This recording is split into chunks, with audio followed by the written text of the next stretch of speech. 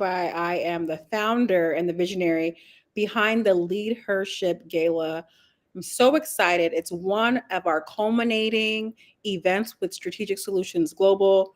And I can't be more excited because this is all about honoring women with big visions, women who are literally carrying community on their back and not trying, but they are changing the world in their way. I say all the time, women lead everywhere, every day, in every industry. And Portia Richardson is one of those women who are truly leading and transforming our community as we speak. So thank you so much, Portia, for being here today. Can you just introduce yourself to the audience, who you are and what you do? Yes, thank you so much for having me. I am so excited to be here to be a part of this amazing vision. I am Portia Richardson. I'm a native of Washington, D.C. I am a global impact strategist and the executive director and founder of an international nonprofit called Tumani DC Incorporated. Tumani means hope in Swahili, and we provide transformative social and emotional learning, wellness based, and vocational programming to young people and adults across the US as well as in Ghana. And so I'm excited because this is our year of growth, our year of expansion, and looking for ways to really allow more youth and adults to have access to our programs. So, how timely for us to connect. Very, very timely. I'm excited because one, you mentioned international nonprofit. And when I hear of visions and I hear of the work that many people are doing, honestly, you don't really hear people talk about global work on that level. And so I want to hear more about how did this become international? You mentioned mentioned that you're a global impact strategist. When and how did your work and your vision become a global movement? Yeah, so I was a teacher for almost 11 years. I taught in alternative ed across DC. And in 2020, during COVID, God told me to leave my job. I initially was disobedient and did not leave my job. And I stayed and I stayed. And it was, let's just say, I should have left, right? When he told me to leave. And so when I took that leap of faith into this work full time, to grow the organization, to grow the mission and the vision, I was celebrating. I'm like, okay, God, I was obedient this time. I took that leap of faith. My organization is doing really well. We're impacting kids. And he was like, bigger. Hmm. Time to go global. There are kids and adults across the world that need this program, that need this organization. And so I thought I was connecting with a fashion designer in Ghana. Never knew that this guy was like, wait, I've been looking at your Instagram and you do a whole lot more than what you told me you do. Yeah. So how can we get this curriculum in Ghana? And it was just like divine alignment because God had already showed me that our organization would go global. And so for a person that I had connected with on fashion to be the person that connected me to all of these school leaders in Ghana, it was definitely like God showing me that like not only will I give you the vision, I'm going to also give you the people, the resources, the tools, and the strategy to see it through. I absolutely love that. And someone who is all about obedience. I too, even this platform that you're on now was a download and a vision from the Lord. And he said, go. And I went. You make it sound very easy, right? The Lord gives you this vision. He says bigger. You say, okay. Yes, you had a moment when you weren't obedient, but things just started falling in place. Can you talk a little bit more about just your emotions and the challenges in saying yes to going global? Again, you're in DC. He says, no, there's more kids. And then this Ghana does pop up. Can you talk a little bit more about just your experience and the challenges and even saying yes and then what you experienced on your journey? Oh my goodness. So number one, um, there was a lot of doubt, right? Like a whole lot of doubt and a whole lot of fear, just even taking the leap from my job. Like, looking at my paycheck. I always tell people when that first direct deposit didn't hit, that's when I knew things were real. And it was literally this posture of like solely depending on the Lord Mm. when I didn't have this cushion to fall back on. It was literally all or nothing. You're going to do this work and you don't have a backup plan anymore. So it was that fear and doubt, but also imposter syndrome. Yeah. In my work, I went from being a teacher to now I am leading teachers and principals and district leaders and superintendents. Like Love that's that. who's in my trainings. I'm serving as a consultant to those individuals because he said to me, you're not going to just work with kids. Your work is now shifting to the adults that serve those kids. And that's what exponential impact looks like for you is you Mm. went from teaching 60 kids to now you're working with hundreds of adults who each teach 60 kids. And so that's what the impact looked like for me. So with that, I like I always tell people imposter syndrome had me in a chokehold. It was Ooh. literally like when I remember a time where people would invite me to events and I would accept the invite and then I would like find a reason to like have to back out of it. Mm. And it was like, no, you're not sick. No, you're fine. No, you can go.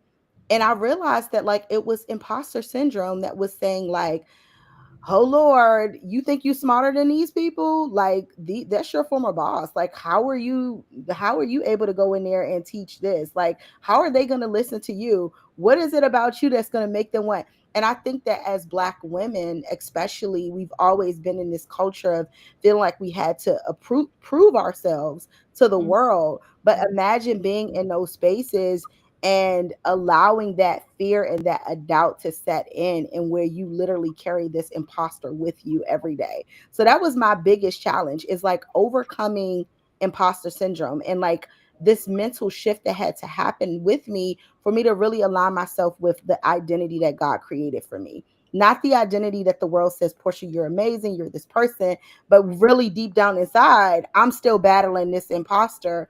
But it was really like, no, I'm all that God told me that God says that I am.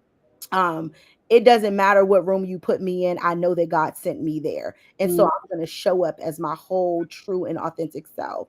Really knowing that I don't have to change the way I talk.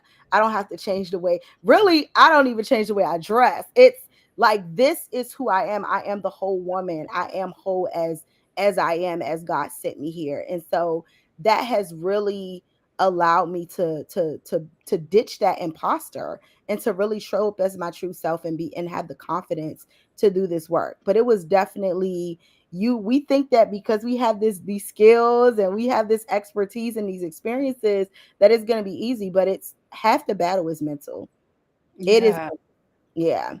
It really is, and I don't even know if, and you let me know your imposter syndrome journey, but did it dissipate, or are you still every time there's a new level of elevation, kind of having to reaffirm yourself of where God has called you to be? It's literally every day. Yeah. Every day I have to wake up and reaffirm myself.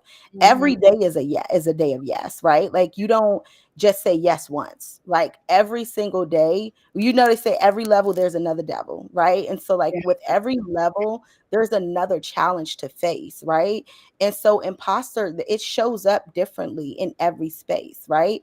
And so like when we're talking to kids, sometimes we can feel like the enemy, like the biggest tactic of the enemy is to cause us to live in guilt and shame. And so Mm. sometimes we go in spaces we're like, oh, well, I'm not perfect enough. I'm still working on that. So how am I going to be in this space talking about this?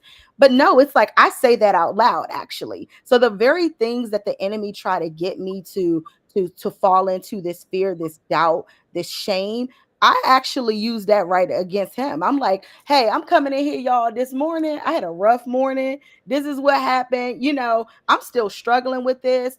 There is something about being your authentic self and sharing the challenges that you're still grappling through. And through that, that's how God gets the glory because the enemy wants us to feel like we're not enough, right? But when we come into a space and we say, like, nah, I still make mistakes, but this is where I'm growing. And these are the tools and the strategies that I'm personally using to overcome that. So I think that like that is also an active part of my life now too, is understanding that I don't have to be perfect to be purposeful, right? I I don't love have to do that. And so that is just it's every day. Every day is waking up and choosing that and saying yes. And every day is reaffirming myself and saying, like, I am enough. You are qualified because God called you to do this. And in every space you enter, it's because I sent you there. So show up as that. I absolutely love that. One, every day is you are choosing to say you are choosing to say yes on Every this journey of impact. It is not easy. And I always say everybody wants change. Very few people are willing to lead it. mm, And when I think about your work and the work of other women who are being honored this year, it's not easy, but you choose to say yes every day. mm-hmm. What is it about you or the work or your mindset that allows you to say yes? I say these women are trailblazers. They are choosing to be a mantle of transformation. They are choosing to carry a community on their back. They are choosing to carry change on their back. And I'm telling you, there's not a lot of people who are willing to say yes because it's very, very uncomfortable. Change is extremely uncomfortable. What enables you to say yes? Who one, it's that I know that this is who God called me to be, like without a doubt. There is nothing in my mind and in my heart that causes me to doubt that this is not what God wants me to do. So I know that this is who God called me to be, and this is what God wants me to do. And so being in that posture of purpose is what also pushes me to say yes every single day. But also understanding that who I see what's happening in our world every single day. I see the evil, I see the darkness, right? And like, if not me, then who? We Mm, don't have a whole lot of time, like, to get this thing right. The people are depending on our yes. When I think about the young people who literally have come to me and said, like, if you didn't come here, if this program did not exist, I almost did this to myself, or I almost went this way. And so someone else's yes depends on my yes. And I yeah, know that that seems so heavy, but when you think about impact, that's what impact really looks like, is that you can't afford to say no when you know that other people lives are literally dependent on. And this is why, like, as a society, we really have to stop playing with this thing, right? yeah. Because like it's not a joke, it's not for money, it's not for play, it's not for Instagram, for likes, for followers. It's really, the kingdom of God is depending on your yes and on you making that next move and taking that leap that God told you to take. So I'm not going to die fruitless. When I leave this earth, I will be empty because I know that I've done all the things that God called me to do. I am not going to leave my legacy behind and it's just dormant, right? Like I can't. It has to be fruitful. That is our purpose. That is our mission on this earth, is to be disciples and to bring people closer to God, not through just our work, but through our walk as well. And Yeah. so when young people see me, I need them to see, like, Miss Portia's not just saying this, like, she's actually living this. This is her life. This is a lifestyle. She is light. And so that pushes me every day. Also, I've lost a lot of young people in my Mm, journey. Like, my area, DC, is has been really crime ridden lately, and I've lost a lot of young people to homicide, to prison, and I see what happens when they don't have access to the resources and opportunities that God has provided through the work that I'm able to do. So that also just pushes me to be better and to do better for our community. I absolutely love that. You talked about the posture of purpose is what keeps you going. And I absolutely and totally agree. And the days that I do put my 2 week resignation letter, and sometimes day of resignation letter, I'm able to pick it back up because I'm in the posture of purpose. Can you just quickly share how did you get into that space? I know that a lot of people want purpose, but often don't find it. Can you just quickly share, like, how did you come across purpose? Yeah. So One, I just remember being in a really dark space in my life. And I had started hiring all of these coaches, business coaches, like all types of coaches. I was just investing in all this coaching because, of course, like we say, find a mentor, find a coach, find a consultant. And so I did that. But I just remember a lot of them just constantly talking about hacks and business hacks, and you got to post 19 times a day, and you got to post at this time, you got to do this, and this is how you get this many followers, and this. I just didn't feel connected because it felt like a hamster just like running in a wheel trying to figure out how to get more likes, more followers, more this, more that, more attention, more. And it was like, God, I am yearning for something more than this. I know that this is what the rest of the world is doing, but this does not feel fulfilling or rewarding. And this doesn't bring anybody closer to you because I have 100,000 followers, right? Like none of that. I didn't connect with that, with those ideologies. And so that's really how the impactpreneur movement birthed. He gave me that terminology, is impactpreneur. He's like, you're an impactpreneur, and you are driven by purpose, by impact, not just income and profit. You're driven by purpose and impact. And if you haven't been able to find that, that's why it was so divine when we connected. You got to create it. You have to create that community that you're looking for. And he started to show me how, like, all the suffering that I went through in my life, like growing up with a dad that was on drugs most of my life, in and out of prison, and being a young girl growing up in Southeast DC, and, witnessing so much murder and drug use and substance abuse. And he was like, that's how you got in the classroom. That's why you feel so passionate about those kids. Those kids are you. Like, Yeah. you live that life that you're seeing them endure right now. And so your pain has become your purpose. And I Yeah. think that some people victimize themselves and they look at the pain and they say, oh, woe is me, I went through all this. Yes, I am not minimizing the pain because it hurt and trauma is real. But God did not allow you to go through that just to go through that. You think about Job, right? Like, in the end, he's going to get the glory. So, how does he get the glory? He gets the glory by you turning that pain into something that is purposeful, because now you are uniquely positioned to serve this very people that he's called you to serve because of your journey and what you went through and what you endured. So that's really, it was that realization of like looking at connecting the dots of my life and the trauma and the struggle, and realizing how, like, already naturally, because most of us are already naturally doing these things anyway.